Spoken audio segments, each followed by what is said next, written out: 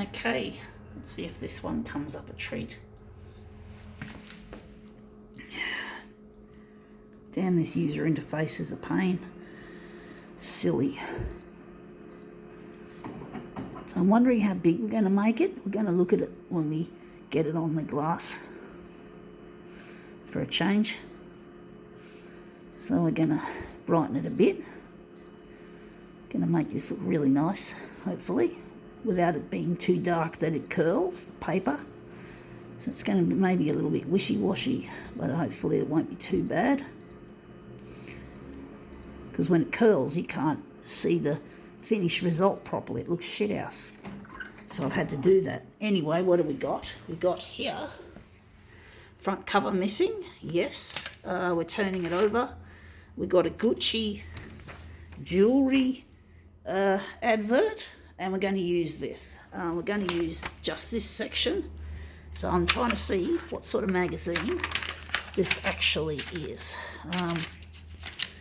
It is, well, forget it. It's just a rich person's product magazine. We're just going to go with that. We're not going to bother fucking around because we don't want to lose my settings. So I don't want to fuck around too much. That's what I hate about not having a cover, is not knowing what the name of the magazine is. So it's just going to put it on the glass like so, like that. But, you know, rich people's shit. Rich people control the world. Scary little fuckers they are.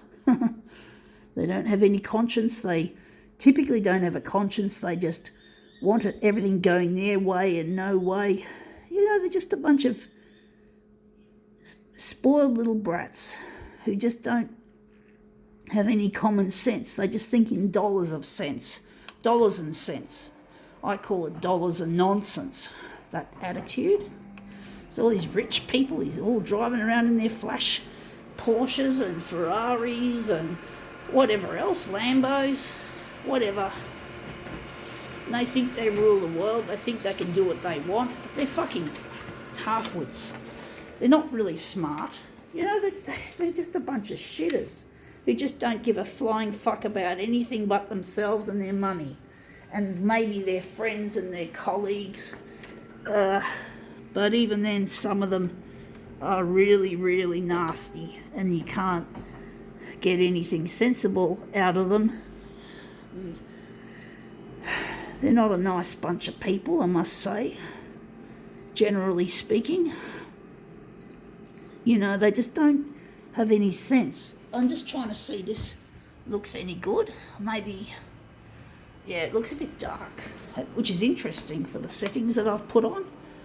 But yeah, I just don't have any respect for the rich and the way they fuck things. And people like Shoei Yamana, who runs Konica Minolta, they rule the photocopier industry, or they're one of the peoples that rules the photocopier industry. And this is a bit too stretched.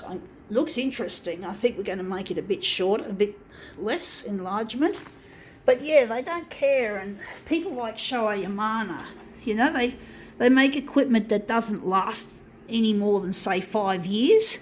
Then people like me have to buy a new one, which is really stupid. It's not good for the planet, folks, being like Shoei. You know, not caring about the planet. He talks about the planet as if he's doing the right thing, but if a machine, you have to replace your machine every 3 years or so, which a lot of people are obviously encouraged to do. Well, all that manufacturing can't be good for the environment, you know.